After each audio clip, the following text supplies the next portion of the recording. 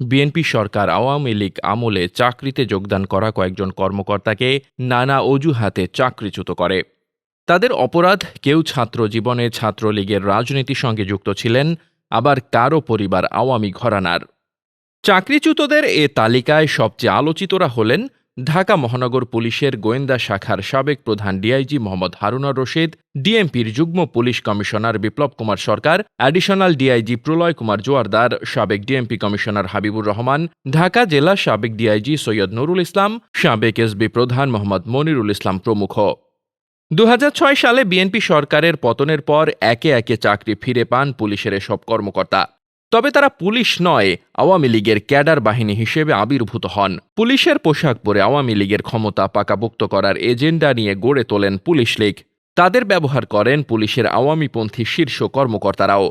Police লীগের এমন অন্তত ২০ জন কর্মকর্তা ছিলেন সবচেয়ে বেপরোয়া। তাদের তাণ্ডবে তটস্থ ছিল পুরো পুলিশ বাহিনী।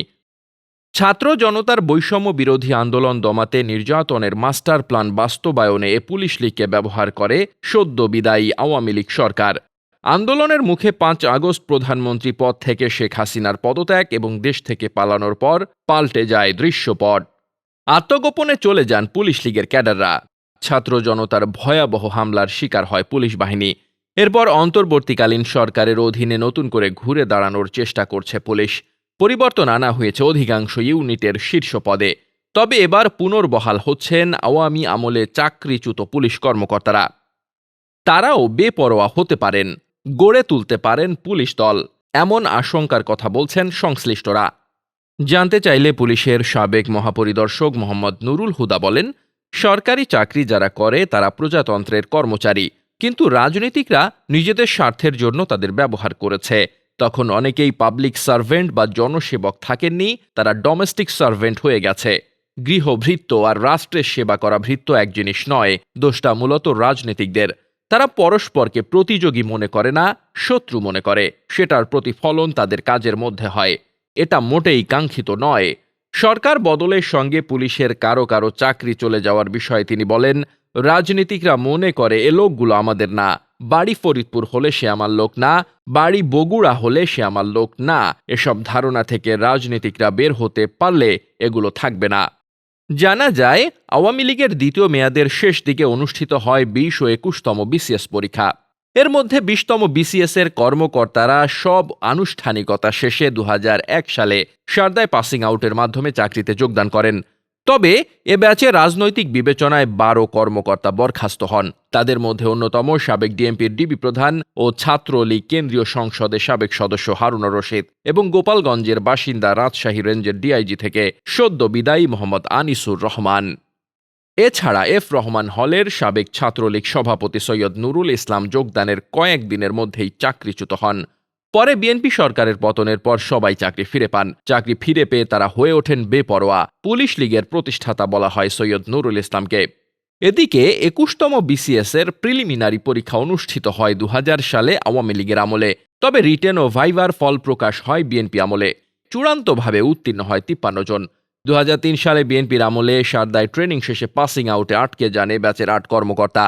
এছাড়া ছাত্রলীগ ঢাকা বিশ্ববিদ্যালয়ের জগন্নাথ হল শাখার সাবেক সাধারণ সম্পাদক বিপ্লব কুমার সরকার চাকরিতে যোগদানের ৬ মাসের মাথায় আমেরিকা চলে যান। পরে তাকে বরখাস্ত করা হয়।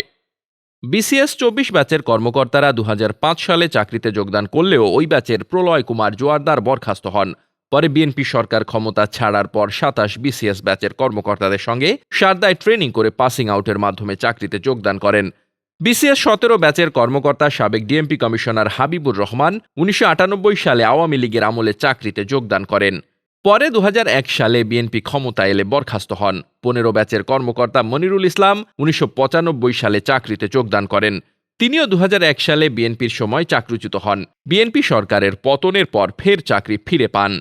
অভিযোগ রয়েছে, এসব কর্মকর্তাই আওয়ামী লীগের পুরো আমলে ছিলেন বেপরোয়া। সাবেক স্বরাষ্ট্রমন্ত্রী আসাদুজ্জামান খান কামালের মদদে এবং সাবেক আইজিপি বেনজির আহমেদ, সাবেক অতিরিক্ত আইজিপি মনিরুল ইসলাম ও সাবেক ডিএমপি কমিশনার আসাদুজ্জামানের আশকারায় বেপরোয়া হয়ে ওঠে পুলিশ লীগ। হারুন, নুরুল ইসলাম ও বিপ্লবদের পুলিশের সবচেয়ে গুরুত্বপূর্ণ পদে বসায় ওই সিন্ডিকেটই। বিরুদ্ধ মত দমন, আওয়ামী লীগের বিরোধী পক্ষ বিশেষ করে বিএনপি জামায়াতকে কোণঠাসা করতে বেশি ভূমিকা রেখেছে সিন্ডিকেট। সরকারি চাকরি করেও পুলিশ লীগ হয়ে কাজ করে অনেকে হয়েছেন অঢেল সম্পদের মালিক। মেট্রোপলিটন সহ বিভিন্ন জেলা ইউনিট এসপি পদে পদায়নেও গুরুত্ব পেয়েছে পুলিশ লীগের একনিষ্ঠ সদস্যরা।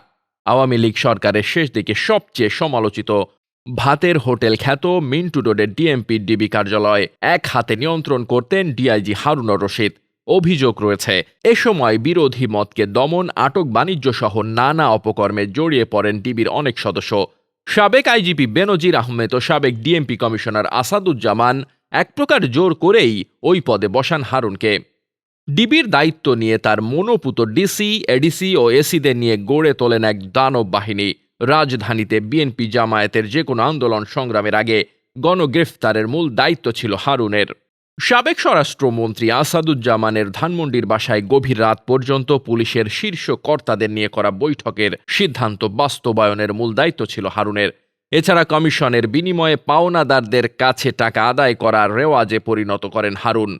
ডিবিতে আওয়ামী লীগের পক্ষে ভালো পারফর্ম করতে পারা কর্মকর্তারা পেয়েছেন প্রাইস পোস্টিং।